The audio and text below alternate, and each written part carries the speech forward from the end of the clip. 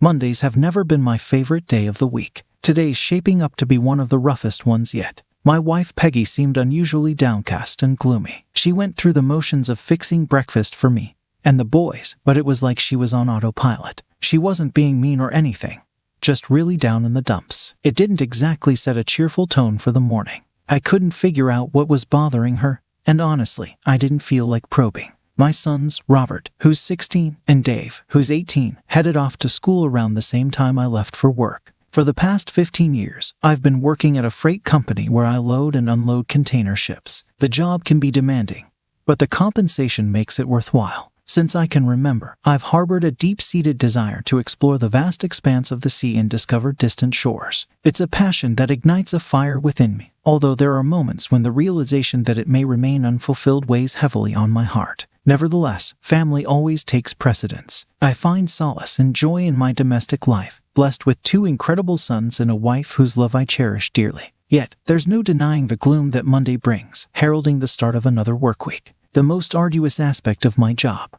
dealing with certain colleagues, particularly Colin Farrell and his companions, Bob Timbers, Ray Collins, and Freddie Springer. Our acquaintance dates back to high school, but their antics never appealed to me then, and they still don't now. Colin wasted no time trying to stir up trouble today, mentioning a party on Saturday night that I missed because I was helping my father move out of his house in Chester. My mom passed away 6 months ago, so my dad decided to downsize. I encouraged Peggy to go to the party without us, but when she got back, she just said it was okay. I shot Colin a glare and stayed silent. Sorry you couldn't join us, Grady, but thanks for sending your wife. She really livened up the party. He smirked. My fists clenched as I heard his group cackling like a bunch of hyenas, seemingly enjoying some private joke at my expense. As I began to walk away, Colin trailed behind, continuing his mocking. Your wife's turned into quite a looker since high school, Grady. You're a lucky man to have her waiting for you at home every night, he jeered. I knew it was going to be a rough day. My forehead veins bulged and the muscles in my neck tightened. Throughout my life, I'd struggled to keep my temper in check. Trying to avoid confrontation, I turned away again. But Colin wasn't done. He tossed something my way. Red, soft, a pair of panties. Peggy left these behind on Saturday. She might need them to match that red bra she had on. He snickered, prompting laughter from the group. I stood there, refusing to pick up the red silk that had fallen to the ground. I realized I'd stopped breathing, feeling my stomach muscles tense up. I was a tightly wound spring of rage about to snap. I knew I could take on any one of them, but facing all of them at once seemed daunting. At that moment, I didn't care. I started moving toward them, ready to confront them, when a large hand grabbed my shoulder. Josh Hamilton, the foreman, met my gaze and wordlessly gestured toward the main office. I shot a fierce glare at the group, a hatred burning inside me, and followed Josh up the stairs. Suddenly their laughter ceased, replaced by worried expressions. Inside Henry Clark's office, I took a seat opposite his secretary, Sally. No thanks, I'm too upset to hold a cup right now, I replied. Through the glass partition I could see Josh and Henry engaged in a serious discussion. Sally, were you at the party on Saturday night? I inquired. She simply nodded in affirmation. Can you tell me what happened? I'm completely clueless and Peggy hasn't said a word, I pressed. Sally hesitated, reluctant to speak. Grady, I really shouldn't get involved. This is something you should discuss with your wife, she evaded. But Sally, you were present. You saw it all. Can't you at least give me a clue? I implored, desperation lacing my words. Sally fidgeted with some papers on her desk, clearly uncomfortable with the topic. Please, Sally, I need to understand, I pressed on. Reluctantly, Sally relented. Well, Peggy arrived at the party looking absolutely stunning. However, after about an hour, Colin started pushing drinks her way. She began to recount. She seemed to be enjoying herself. Colin would share a joke with his buddies every time he brought more drinks, and they would all burst into laughter. Sally paused, hesitating before continuing. Eventually, Peggy and Colin disappeared into the back storeroom. About 30 minutes later, Bob, Ray, and Freddie followed them. We didn't see any of them for an hour, and then they all returned, laughing and joking. Peggy had a smile on her face, but she looked disheveled. Her hair was a mess, and her dress was wrinkled. About 10 minutes later, Peggy and Colin left together. Thanks, Sally. I didn't want to hear that, but it makes sense, I said. We sat in silence for another 10 minutes. Josh came out and gestured for me to come in. Grady, I'm not pleased with what happened this morning, he began. Colin, Ray, Bob, and Freddie each received a week off without pay. I'm giving you 2 weeks of vacation. I heard about what happened on Saturday, and I assume this is news to you. I can't risk anyone getting hurt. I don't blame you for any of this, but I expect you to sort things out before returning. I'll do whatever I can to support you through this. Now get out of here," he concluded. I nodded a thanks to Henry and Sally as I exited the office. Colin and his crew were nowhere to be seen as I headed to the parking area. I left the panties on the dock and decided not to go home. Instead, I drove north, searching for a place where I could find solace. It gave me plenty of time to reflect on the past and the present. Peggy and I were classmates in high school. She was large, overweight and messy, not exactly conventionally attractive. She lacked grooming skills and didn't know how to apply makeup. Her hair was always a mess, and she didn't fit in with any of the popular groups, making her somewhat of a social outcast. Ironically, that's what drew me to her. I was a big guy, towering at 6'3" and weighing close to 300 pounds. I was also awkward, shy, and not particularly good-looking. Sports weren't my thing due to my clumsiness. Colin Farrell, on the other hand, was the opposite. He was handsome, charismatic, and athletic. There were rumors that girls wanted Colin to be their first experience. Despite not having a steady girlfriend, he always had a date. I couldn't stand him. He'd boast about his conquests, and the girls seemed impressed. Then there was Peggy. She'd hoped Colin would take her out, wanting to claim him as her first. However, Colin not only rejected her, but publicly humiliated her by telling everyone about it, calling her derogatory names. The school found it amusing, but Peggy was devastated. I saw this as my opportunity to step in. Since I wasn't familiar with the dating game, I decided to just be friendly with Peggy. Before long, we grew close, and by the time high school ended, we were a couple. After school, I landed a job in construction. Within a year, I shed my excess weight and became muscular and fit. It felt great not to be a laughingstock anymore. Peggy and I tied the knot within a year. Our sons, Robert and Dave, came soon after, and Peggy started hitting the gym. Her transformation was incredible. She learned how to style her hair, put on makeup just right, and dress to impress. She looked amazing, and I was proud to call her my wife. I loved her before her makeover, and now she was like a princess. When I got the job at the loading dock, our lives took a turn for the better until today. As I drove down the A1 highway, I knew exactly where I was headed. It was just a matter of time. I couldn't help but think about our two sons. They came from sturdy stock and showed it. We made sure they stayed active to avoid turning into couch potatoes like we once were. Dave was a bit taller and leaner, while Robert had big hands and muscular arms. Both were in good shape and capable of looking after themselves. We taught them the importance of self-control and not being bullies. Both of them shared the same dream of sailing the seas. I suppose it ran in the family. I made a promise to support them in whatever they wanted to pursue. Peggy was a fantastic mother and a wonderful wife. She managed the household well and avoided spending money on unnecessary things. Our intimate life was satisfying, or so I thought. We enjoyed ourselves during our intimate moments, and I was content with that aspect of our relationship. I found myself driving on the M6, still covering the miles. The shadows were growing longer, and I hoped to reach my destination before nightfall. It was a 7-hour journey to Port Patrick, but it was the only place I wanted to be at that moment. I kept an eye out for the A75 and finally spotted it as the sun dipped below the horizon. There were plenty of parking spots available this time of year near the Duke's Inn. I handed my keys to the bartender and requested a room for the week. I had no luggage, change of clothes, or razor, but I didn't mind. He retrieved the room key from the rack, handed it to me, and hung my car keys in the same place. I grabbed a pint and settled into the back corner. The amber light from the street lamp filtered through the bottle glass window beside me. It was time to numb myself and forget about the world. Frequently, I'd awaken in my room well into the morning, my recollection of how I got there fuzzy at best. Often, a local would assist me up the stairs and deposit me onto the bed, but I seldom bothered with the sheets. A splash of water on my face and the occasional shower did little to alleviate my discomfort, especially since I had to don the same clothes afterward. Observing my rapidly growing beard, a sight unfamiliar to me, added to my disquiet. Periodically, they'd swipe my credit card to settle my tab, as I wallowed in self-pity, increasingly weary of my own state. Lost in contemplation, I found myself gazing at the dartboard yet again, when 2 police officers entered the room. I observed them without really looking at them. They chatted with the bartender for a bit, and he gestured toward me. He also pointed to where my keys hung on the wall behind him. I figured they were looking for me. I was impressed by my own deduction. They didn't bother trying to engage me in conversation. Instead, they just kept refilling my coffee for the next couple of hours. Grady Baxter, can we have a word with you? Did I do something wrong? I asked. We just need to talk. Are you up for it? Shall we step outside? The sun was shining, but everything was damp. The cobblestones on the street and the floor of the pub were slippery, so I took my time walking across to the seawall. The whole street was on a slope, and I still felt a bit unsteady. The fresh air felt wonderful as I breathed it in. I didn't smoke, but the air inside was so heavy, it felt like I did. I leaned over the granite seawall and vomited. It was mostly liquid since I hadn't eaten much solid food in the last few days. My head started to clear, and so did my vision. My two companions waited patiently as I composed myself. I started to feel guilty for causing them so much trouble. The bench I sat on was wet, but I didn't mind. "So, what can I do for you, gentlemen?"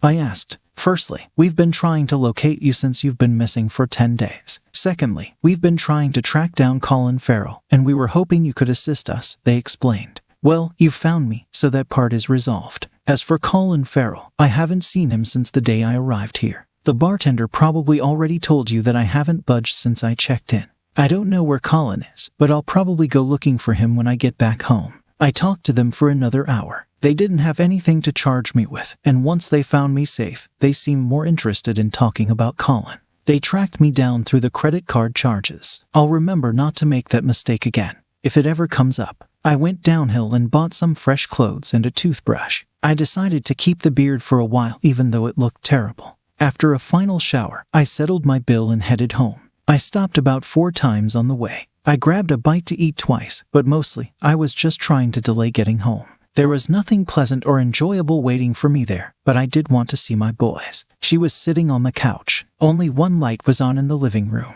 She watched me, her hands in her lap. Afraid to move, it seemed like she'd been crying, but it was hard to tell in the dim light. I wanted a beer, but the thought of it made me a little queasy, so I grabbed a soda instead. I settled into the recliner across from her, waiting for her to speak up.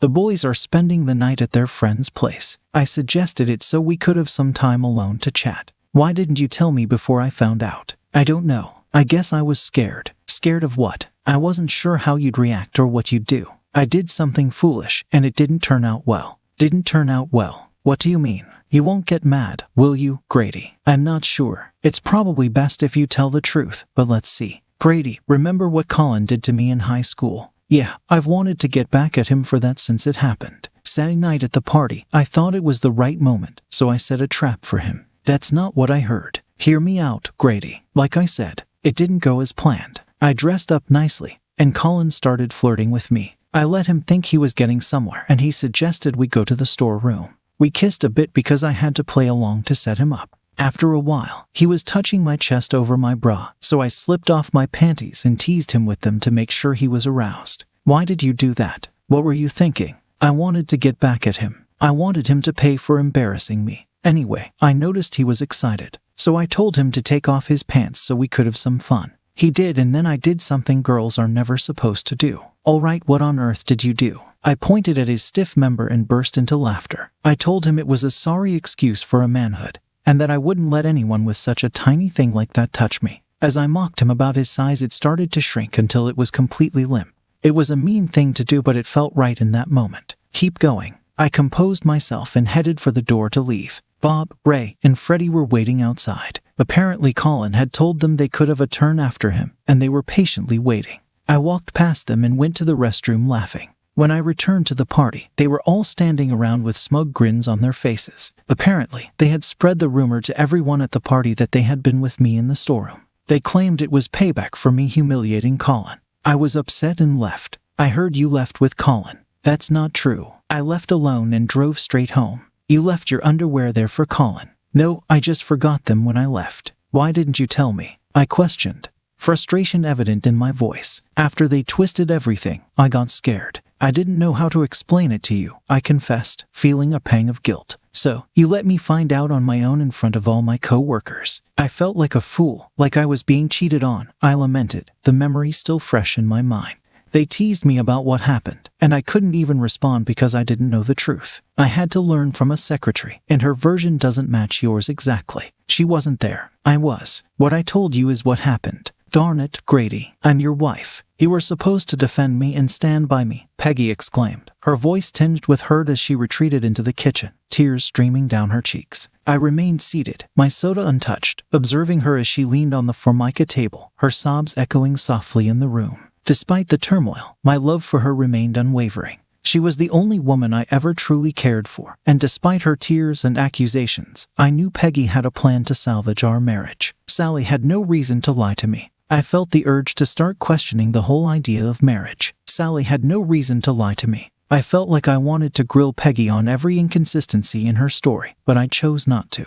I couldn't change what had happened, and pushing Peggy to confess something she didn't want to wouldn't help. I did want to know the truth, but I wasn't going to get it from her. I decided to leave things as they were and let her relax. I took another shower and got into bed with my wife. She rested her head on my shoulder, whispered that she loved me, and we both drifted off to sleep. I still had a few days off before going back to work. The boys were happy to see me, but kept their distance a bit. I suggested a trip to London, which they quickly agreed to. Peggy seemed pleased that the men in her family were bonding. During the drive to London, I learned that the boys had both been suspended for fighting, something we strongly disapproved of in our family. They reluctantly explained that they were getting teased about their mother's antics at the party, and decided to put a stop to it. Some boys with big mouths ended up with bloody noses and black eyes. They kept the suspension from their mother but asked me about what happened at the party. I postponed the conversation. We went to the Maritime and Coast Guard Agency, and I requested 3 applications. The boys were thrilled. It took an hour to complete all the paperwork. I had all the necessary documents, like birth records and passports. After each of us had a brief interview, they handed us medical forms to be filled out by a doctor. We went to Wagamama for dinner, and then headed home. We agreed not to say anything to their mother or friends. The physical exams were done the next day, and now all we had to do was wait. I always loved Peggy. She was the only girl I ever loved, kissed, or had closeness with. It was hard for me to believe she could do something so low. I found her actions disgraceful and unforgivable. I was still open to giving her a chance if she could somehow prove her story, but the chances seemed slim. By the end of the week, she made things worse. Peggy had been very attentive, careful not to mention anything about the party or my trip to Port Patrick. She was trying hard to get our life back on track. The next morning at breakfast, she dropped a bombshell. "Grady, I've been thinking I want to have another baby." Now let's put this in context. Peggy had been on birth control pills for years after the boys were born.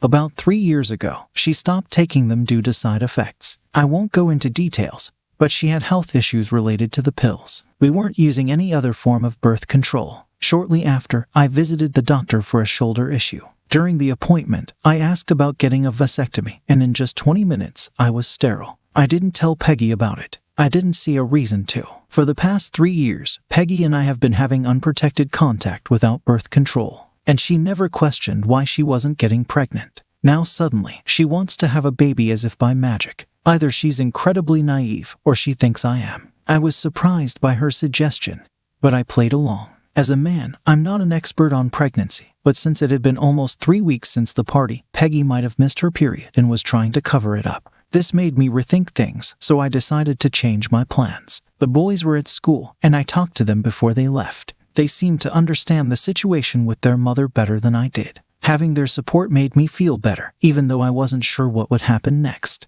I spent most of the day searching for Colin Farrell. He had to be somewhere. During lunch, I spoke to Sally at the docks, but she had no information about Colin. There was a rumor that he feared I'd seek revenge. It didn't add up because I was usually peaceful. I steered clear of where they worked to avoid bumping into my 3 tormentors. I visited a local lawyer to begin the divorce paperwork with Peggy. I didn't want to hurt her, but I couldn't continue living with her. With the boys soon to be on their own, I saw no reason to stay. One issue I couldn't shake was the urge to thank Colin and his friends for ruining my marriage. I knew Peggy was mostly at fault, but I couldn't take it out on her. Her lovers needed to face consequences for their actions. Freddie Springer, one of them, always made a stop at McMurray's for a drink before heading home. As dusk descended, he emerged from the bar's side door, making his way toward his car parked at the rear. Seizing the element of surprise, I grabbed his arm and twisted it behind his back, forcing him against the wall. The sickening sound of bones meeting brick filled the air as I maintained my hold, relentlessly assaulting his kidneys with my free fist. Despite his futile struggles, I kept him pinned, delivering blow after blow until the sickening pop of his shoulder dislocating echoed in the alley. With him sprawled on the cobblestones, I calmly walked away as a crowd ambled down the alley, their attention elsewhere. Unperturbed, I strolled to my car and drove off, unruffled by the absence of pursuit. 2 hours later, I found myself at the police station, where Peggy had put up our house as collateral for my bail, dutifully completing the necessary paperwork.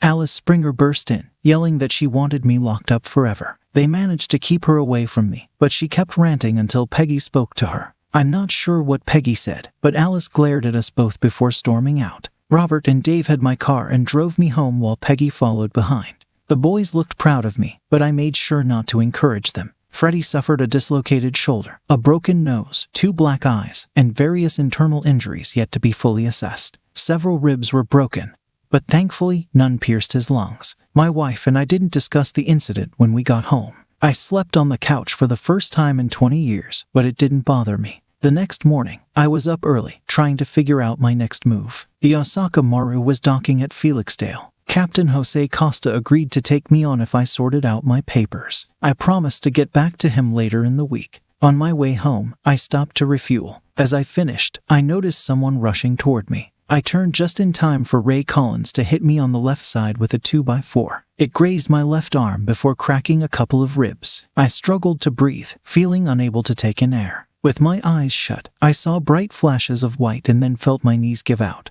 The wooden club made a strange clunking noise as it bounced on the pavement. Ray lost his grip on it after the impact. As I fell, my right hand instinctively grabbed onto some flannel. Twisting to the left, I slammed my right fist with the flannel into the ground. I landed hard on top of Ray's body, with my eyes still tightly shut to block out the pain in my left side. My left arm felt immovable. My right hand began hammering up and down. I wasn't sure what I was hitting, as long as it wasn't the asphalt. Both sides of my body seemed to work independently. While my left side curled up for protection, my right side kept attacking anything it could find. At first, Ray wriggled beneath me, attempting to escape, but soon he lay still. I didn't stop hitting him until some bystanders pulled me off. Breathing was still difficult, and the pain was intense. A medic administered a shot, and I drifted off to sleep on the way to the hospital. When I woke a few hours later, my left arm was in a sling and my body was tightly taped. Breathing was easier, but still required caution. Peggy was there, looking displeased. "What on earth were you doing, Grady?" she exclaimed. "You caused quite a scene over that little party issue." "Sorry, honey," I replied. "I didn't do anything. Why did your friend attack me with a 2x4? And what's this about a little party issue? I need a better explanation of what happened that set," I insisted, "or I'll keep asking around." "You weren't just asking," Peggy retorted. "You were going after them and beating them up." I gave her a wry smile. "Why would I want to do that? Stop acting like a bully and stop calling them my friends." Peggy left as the doctor entered. I was banged up more than anything serious. Ray swung like a kid in a playground.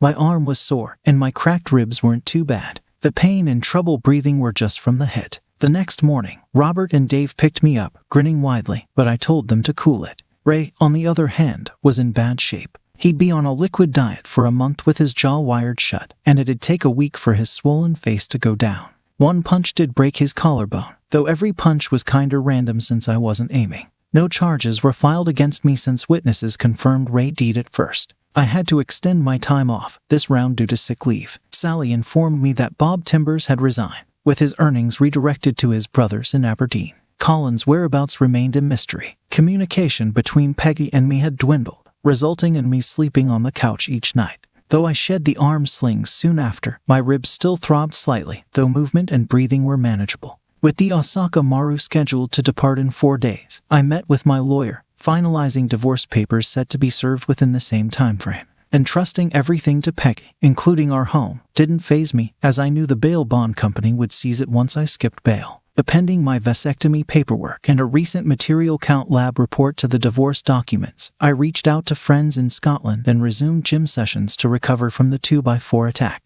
Henry Clark, reluctant to see me go, pledged discretion and agreed to keep an eye on my boys if necessary. Meanwhile, Peggy's gym visits ceased, and the household descended into disarray. Mounting laundry and a general state of disorder overwhelmed the home, with hurriedly prepared meals and lackluster conversations becoming routine. It appeared Peggy was regaining weight, marking the onset of a rapid decline that unfolded over just 4 weeks. The next day, the boys handed me my maritime papers, thrilled. We were all eager to go. I told them to finish the school year before making any decisions, but I'm not sure they heard me. I sorted out everything I needed on the Osaka Maru and got a list from the quartermaster for the next morning's sail. One last time, Robert had left his motorcycle parked at the dock's end.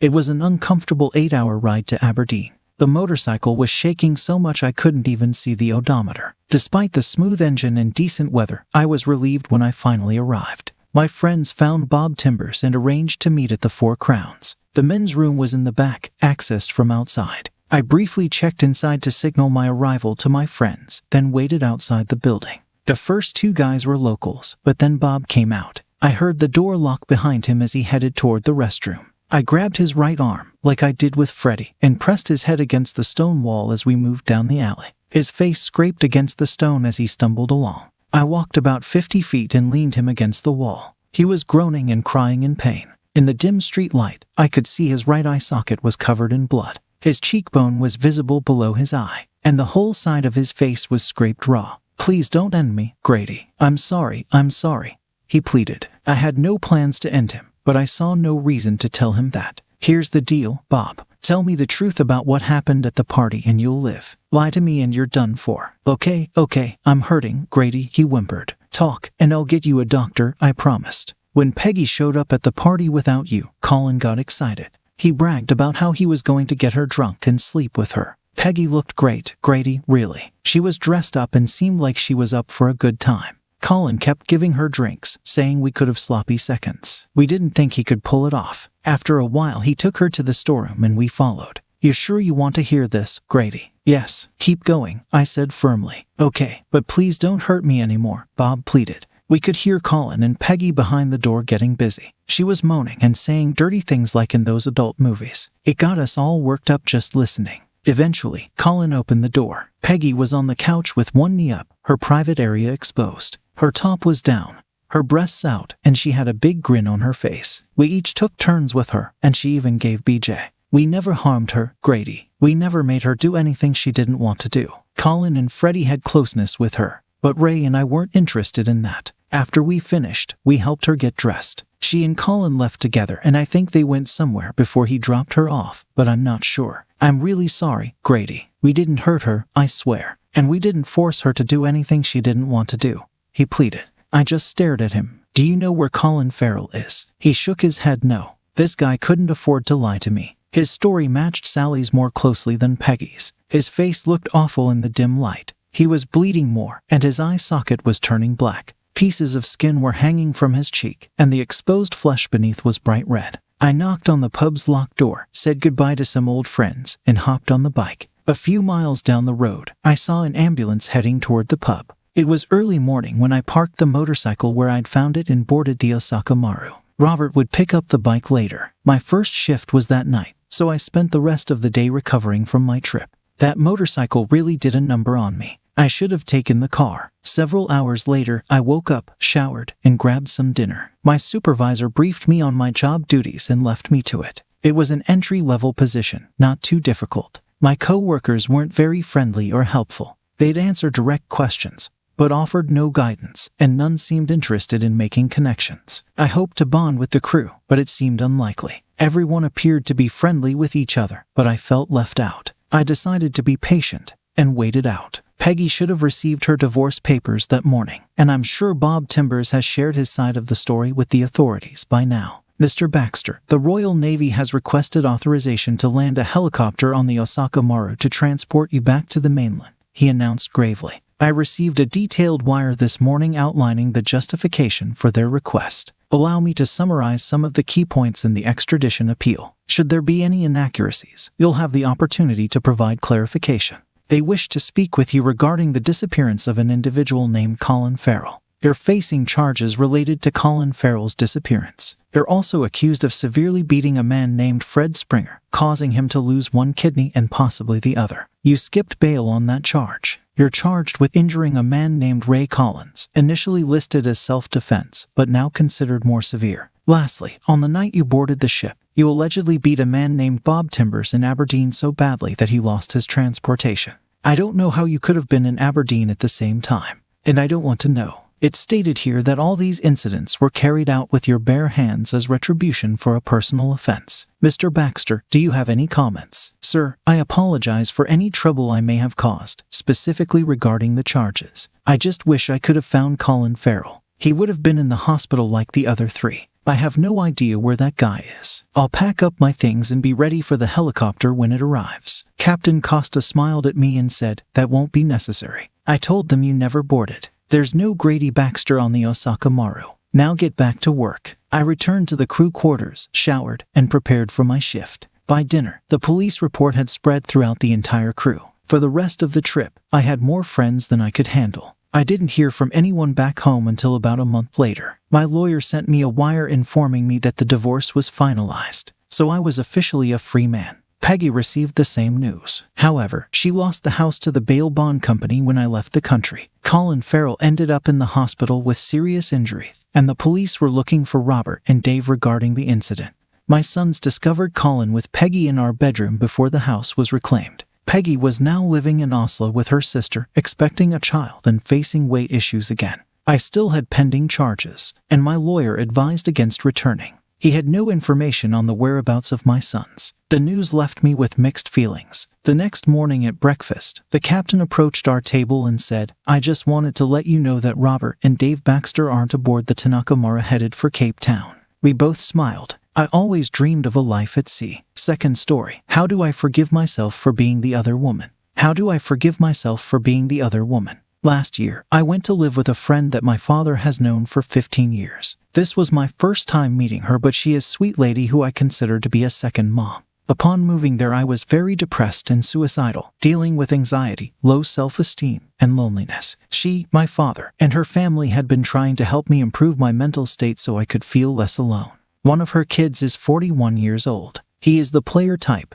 charming and attractive. I told her he was handsome. She laughed and later on told him this innocently. Old lady moment, I guess. He dropped me off at work one time, and I saw him here and there when he'd come by the house. Then I saw him at a barbecue, where he introduced his family and I to his girlfriend of 3 years. About a week after the barbecue, he suggested that him and I go bowling. When I asked who else was going, he said it would be just us. I asked the mother for her opinion as I wasn't sure if intentions were pure or not. She told me he was likely up to no good and that I shouldn't go. I texted him that it would be inappropriate due to the age difference and his girlfriend. Shortly after, the mother changed her mind, saying she was overthinking it and he was probably just trying to do a kind thing and help cheer me up, like the rest of their family was. So we went. I purposely dressed down since I didn't want him to think I was interested in anything other than bowling. After 2 games we sat down and he told me that I'm a grown woman capable of making my own choices, and that we should spend time together regardless of his mother's opinion.